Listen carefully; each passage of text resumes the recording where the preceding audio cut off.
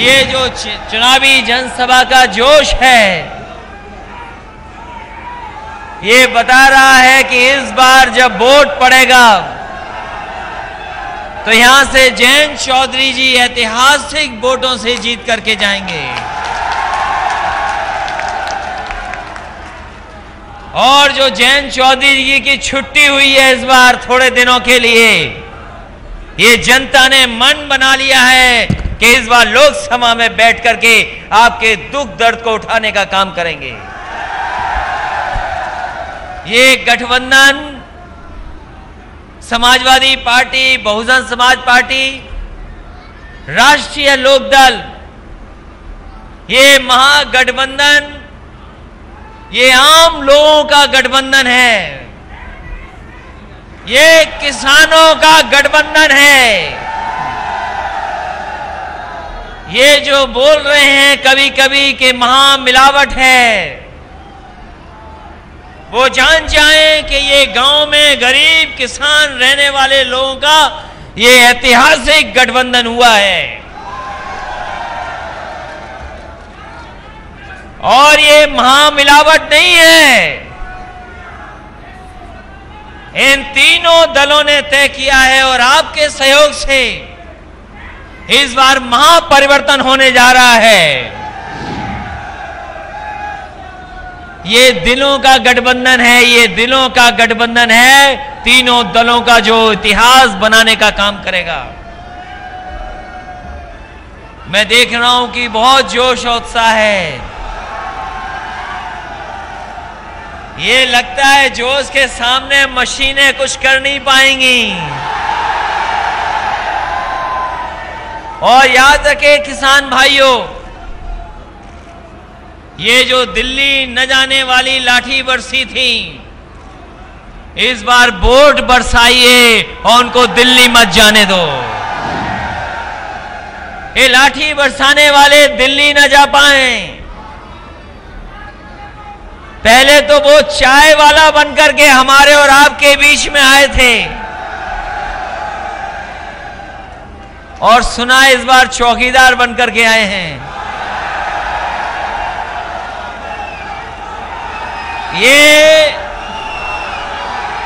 ये उत्साह बता रहा है कि इस बार उनकी चौकी बचने वाली नहीं है। ये चौकी छीनने वाला चुनाव हो गया इस बार। तो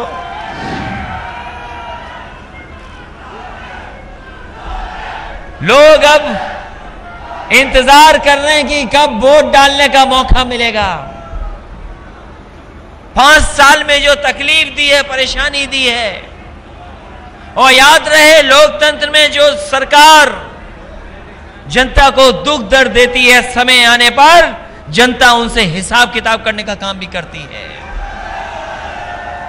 कहा था कि अच्छे दिन आएंगे, अच्छे दिन नहीं आए। कहा था कि हम करोड़ों लोगों को, नौजवानों को नौकरी देंगे, हमारी आपकी सब नौकरी छीन ली, नौकरी छीन ली। और किसानों को सुविधाएं मिलती, उनकी मदद होती, लेकिन बताओ किसानों को उनके खेतों पे खड़ा होना पड़ रहा है। किसान हमारे खेतों पे रखवाली कर रहे हैं। और वो बात मैं नहीं बोलूंगा जो खेत वालों को आप कहते हो, वो बात नहीं बोलूंगा मैं। क्या माहौल बना दिया उत्तर प्रदेश का। सुना है हमारे बाबा मुख्यमंत्री जी यहीं आए हैं आपके जिले में कहीं पर। अब कोई सुनने वाला नहीं है, उन्हें मठ में जाना पड़ेगा इस चुनाव के बाद में। कोई नहीं आया, कुर्सी खाली है।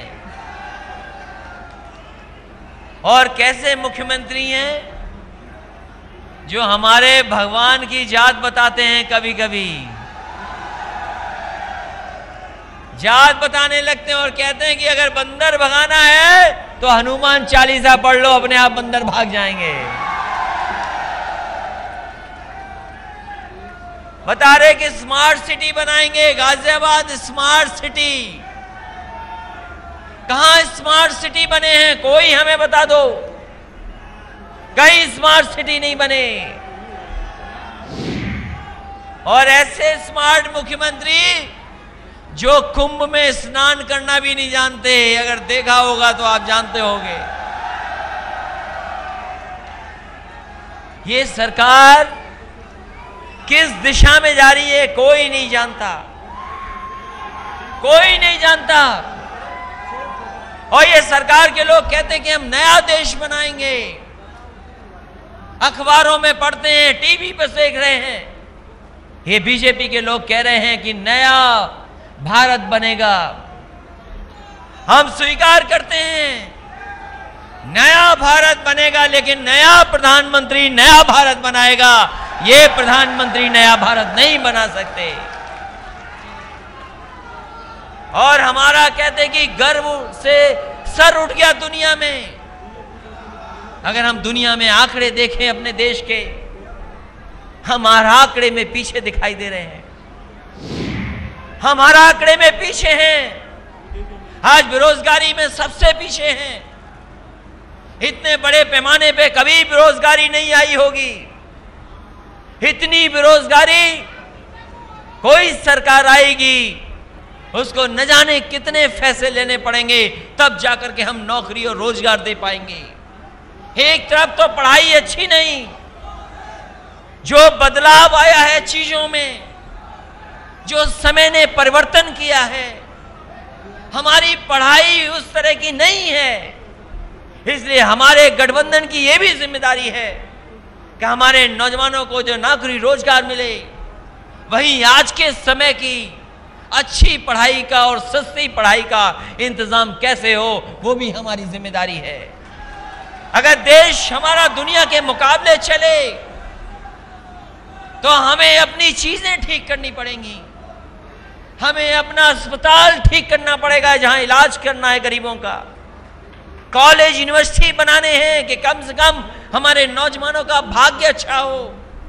अगर वो मेहनत करके कुछ करना चाहें तो वो मेहनत करके कर सकें। इस भारतीय जनता पार्टी ने तो हमारे नौजवानों के सपने भी तोड़ दिए। अब हमारा नौजवान सपने भी नहीं देख सकता, ऐसे ही हालात पैदा कर दिए हैं। किसान तो है ही बर्बाद। कहते थे 1.5 गुना हम लागत किए दे देंगे। बताओ किसी फसल का 1.5 गुना मुनाफा मिलाओ हमारे किसानों को तो बताइए। आपने अपना खून पसीना बहा करके गन्ना पैदा किया, पूरे प्रदेश देश के लोगों को चीनी पहुंचा दी। आज भी बकाया है। कहते थे 14 दिन में हम बकाया दे देंगे, लेकिन हमारे किसानों का भुगतान नहीं हुआ है। अभी भी कई हजार करोड़ हमारे किसानों का बकाया है। कह रहे कि हम 500 रुपया और 2000 रुपया दे देंगे। आज संकल्प पत्र कह रहा है कि 6000 रुपया साल का महीने का देंगे हम किसानों को। हम जानना चाहते हैं जो खाद में से 5 किलो की चोरी की है, आखिरकार उसका हिसाब किताब कहां पर, ये बता दो। बिजली महंगी कर दी, बिजली महंगी हो गई। जितना भी सामान हमारा किसान खरीद रहा है, गरीब खरीद रहा है, सब महंगा हो गया। कितनी जीएसटी लग रही है। अमीर लोग जो हीरा खरीद रहे हैं, हीरे खरीदते हैं, उन पे मामूली जीएसटी। और अगर हमारा किसान अपनी खेती के लिए और पैदावार के लिए कोई मशीन खरीद ले, ट्रैक्टर खरीद ले, तो उसमें जीएसटी 18 से लेकर के न जाने कितनी जीएसटी देनी पड़ रही है। अमीरों के लिए कम जीएसटी, अमीर सस्ते में ले ले सामान, लेकिन हमारा किसान महंगा सामान ले रहा है। नुकसान कर दिया, सबके सब मिल बर्बाद हो गए। न जाने कैसी सरकार है जो उद्योगपतियों से मिलकर के चल रही है। अगर हम नौजवानों के बीच में कोई बात कहने जाएं तो हमारा हवाई जहाज नहीं उड़ने दिया उन्होंने। अपनी पुलिस, अपने अधिकारी भेज दिए। लेकिन वहीं जब देश से उद्योगपति छोड़ करके जा रहे थे, किसी उद्योगपति को भारतीय जनता पार्टी ने नहीं रोका। सब पैसा लेके चले गए और ये वही पैसा गया है जो हमारा आपका नोटबंदी के जमाने में बैंकों में जमा हुआ था। कहते थे कि हम और आप भ्रष्टाचार रोकेंगे। क्या भ्रष्टाचार रुक गया? अब तो प्रधानमंत्री काले धन पे भी नहीं बोल रहे हैं। न काला धन वापस आया, कोई काला धन वापस आया हो तो बताए हमें। और जो काला धन था भी वो सब लेकर के चले गए हवाई जहाजों से, कोई रोकने वाला नहीं था। समाजवादियों ने काम किया और समाजवादी लोगों ने कम से कम लैपटॉप भी बांट करके दिखा दिया जो उस जमाने में सरकार थी, और ऐसा लैपटॉप दिया है। हमें नहीं पता बागपत में जितने भी लैपटॉप उस सरकार में मिले होंगे आज भी चल रहे होंगे, आज भी खराब नहीं हुए होंगे। और ये सरकार जब कंप्यूटर से अपना भाषण पढ़ते हैं प्रधानमंत्री जी, जब प्रधानमंत्री जी अपना भाषण पढ़ते हैं तो शराब वाली बात सर जाने कहां से निकल करके आ जाती है।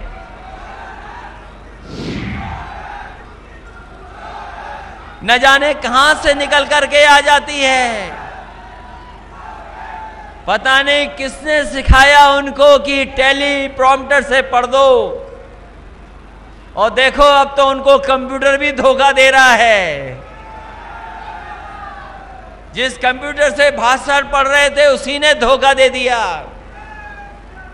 अब उनके साथ कोई नहीं खड़ा होने वाला है, इसलिए हम आपसे विशेष निवेदन करने आए हैं। ये गठबंधन हमारा किसानों की खुशहाली के लिए बना है। हमारा किसान तरक्की के रास्ते पर कैसे जाए, खुशहाली के रास्ते पर कैसे जाए, ये नौजवान को नौकरी और रोजगार कैसे मिले, उसका रास्ता खोजना होगा। तमाम पुल बने और इंतजाम किए। जो समाजवादी सरकार में पुल बनना भी शुरू हुए थे, या फिर काम रोक दिया या फिर पैसा रोक दिया, उन काम को पूरा नहीं होने दिया। मुझे याद है इसी क्षेत्र में एक छपरौली से पुल हमने स्वीकृत किया था। हरियाणा के मुख्यमंत्री जी और हमने मिलकर के तय किया था कि पुल बनाएंगे। उत्तर प्रदेश सरकार ने तो पैसा दे दिया, लेकिन जैसे ही बाबा जी वाली सरकार आई, पता नहीं क्या हुआ कि वो पुल नहीं बन पाया। जैसे गांव में गला घोटू बीमारी होती है जानवर को, वैसे ही सरकार को काम रोको बीमारी आ गई है। हर चीज छीनने वाली सरकार है। यहां के पहलवानों को सम्मान दिया समाजवादियों ने, यश भारती से सम्मान दिया। उनको सम्मान राशि भी मिलती थी 50,000। यहां बड़े पैमाने पे पहलवान हैं, नाम रोशन किया उन्होंने। न केवल प्रदेश और देश के स्तर पर उन पहलवानों ने नाम को आगे बढ़ाया, प्रतिष्ठा बढ़ाई। उनका सम्मान करने का काम समाजवादियों ने किया। लेकिन जो पेंशन देते थे, जो समाजवादी सम्मान देते थे, उस सम्मान को भी छीनने का काम इस सरकार ने किया है। सम्मान छीन लिया उनका, पेंशन छिन गई। इसलिए इस बार जो छीनने वाली सरकार है, उनकी कुर्सी छीनने वाली है जनता इस बार। इसलिए हम आपसे विशेष निवेदन करने आए हैं अपने बालनी और आसपास के किसान भाई, नौजवान साथियों से। गठबंधन की हवा चल रही है कि नहीं चल रही, हम आपसे जानना चाहते हैं। और जो दिलों में दूरी की थी, नफरत की दीवार बनी थी, इसी आरएलडी ने कैराना में बताओ नफरत की दीवार गिरा दी थी कि नहीं गिरा दी थी। इसलिए ये गठबंधन नफरत की दीवार गिराने के लिए है। जो खोई हुई विरासत है चौधरी चरण सिंह जी की, जो दिलों में विरासत है, उसको भी छीनने का काम भारतीय जनता पार्टी के लोग कर रहे थे। चौधरी चरण सिंह जी की विरासत को आगे बढ़ाने का भी यही चुनाव है। इसलिए एक एक वोट आप लोग जयंत चौधरी जी को दे करके उनके ऐतिहासिक जीत दिलाने का काम करना।